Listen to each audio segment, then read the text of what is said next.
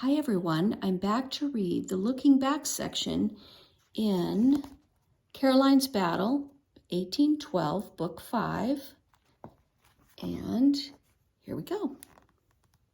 Sackett's Harbor, New York, is pretty and peaceful today. Tidy homes and summer cottages peek out from the tree-lined shore. Small sailboats bob on the gentle waves inside the harbor. In the breeze, the boat's ropes or rigging slap against the masts, making a musical ping that sounds almost like chimes. Visitors today might find it hard to believe that during Caroline's time, a fierce battle took place there. On May 28, 1813, the British sent a fleet of warships across Lake Ontario to capture Sackett's Harbor and destroy General Pike, a powerful new American warship built there. The invaders knew that American soldiers were on land to defend the village. Like Rhonda Hathaway's father in the story, most soldiers and Navy men were away on an expedition hoping to capture British forts. On that May Day, though, the people of Sackett's Harbor had luck and nature on their side. Before the British ships could reach the harbor, the wind died. The ships were stalled offshore, giving townspeople and farmers time to gather their muskets and prepare to fight. The wind finally picked up at dawn on May 29th, and the battle began. And just as the sun was rising, nearly 900 British soldiers landed on Horse Island, a small knob of land west of town. Although Abbott Shipyard and the events that take place there are fictional, the rest of the details described in Caroline's story are true. For hours that morning, cannons boomed and the sharp cracks of the musket fire echoed through the air. The noise could be heard for miles. Many soldiers, both British and Americans, were killed. The local men who served as part-time soldiers or militia had no experience in battle. They quickly became overwhelmed as they faced the better trained, more powerful British forces. Many militia ran for their lives. Others, however, stood their ground and fought bravely, refusing to surrender. When it seemed that the British were about to win, American soldiers set fire to their own storehouses on Navy Point. They did not want the enemy to capture their supplies. At just about the same time, though, the British gave up. The burning storehouses and their valuable supplies were lost, but the Americans had won the battle. Sackett's Harbor was safe. Soon after, shipbuilders finished work on General Pike. The Grand Warship patrolled the waters of Lake Ontario for the rest of the war. Although battles continued to be fought around the Great Lakes, Sackett's Harbor was never attacked again. Other cities weren't so lucky. On August 24, 1814, President James Madison got word that the British were planning to invade Washington, the nation's capital. 4,000 British soldiers were on their way to the city. The president made plans to join the American soldiers who were gathering to fight the British. He left the White House, where he and the First Lady, Dolly Madison, lived. He told Dolly to remain in the house until he came back.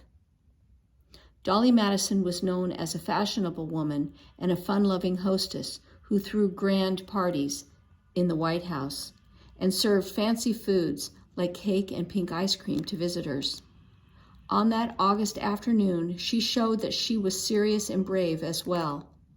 With enemy troops marching closer and closer, friends told Dolly she must flee. She refused to leave until she had gathered many important papers, along with a copy of a famous painting of the nation's first president, George Washington. When the British arrived that evening, they ate the supper that the Madisons had left behind. Then they set the White House ablaze, along with the Capitol and other government buildings. Much of Washington was left in ashes. Thanks to Dolly Madison, though, important treasures had been saved. The burning of Washington left Americans downhearted and worried about whether the United States could win the war. They were given new hope a few weeks later when the city of Baltimore, Maryland, was attacked. This time things ended differently. Most of the citizens of Baltimore had pitched in to prepare. They built huge earth walls to protect U.S. soldiers. A commander hired Mary Pinkerskill, a flag maker and businesswoman, to make an American flag so large that the British will have no difficulty seeing it from a distance.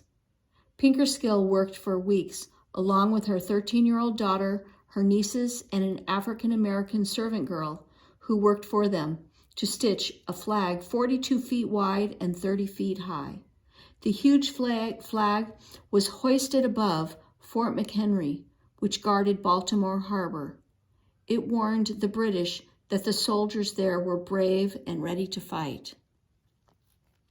On September 13, 1814, British warships began firing on Fort McHenry. Francis Scott Key, an American lawyer, watched from a ship outside the harbor. All night long the battle raged. Rockets flew, flaming in red, into the fort. Bombs burst overhead, filling the sky with a thick haze of smoke. Key was anxious. In the dark, he couldn't tell whether British soldiers had managed to get inside the fort. But as the sun rose and the haze cleared the next morning, he caught sight of the huge American flag. It was still flying high atop the fort's walls. The Americans had kept the harbor safe. Key was overjoyed, and that morning he began writing a poem about the battle to honor the soldiers who had defended the fort. "Oh, say, can't you see, by the dawn's early light," he wrote. He set the words to the familiar tune, and the Star-Spangled Banner quickly became popular across the country. And as years passed, people began singing it on the 4th of July and even at sports events. In 1931, Congress passed a law declaring the song our national anthem. Some citizens were against the song, but wanted a peaceful anthem, not one about war. But the Star-Spangled Banner had touched many people's hearts.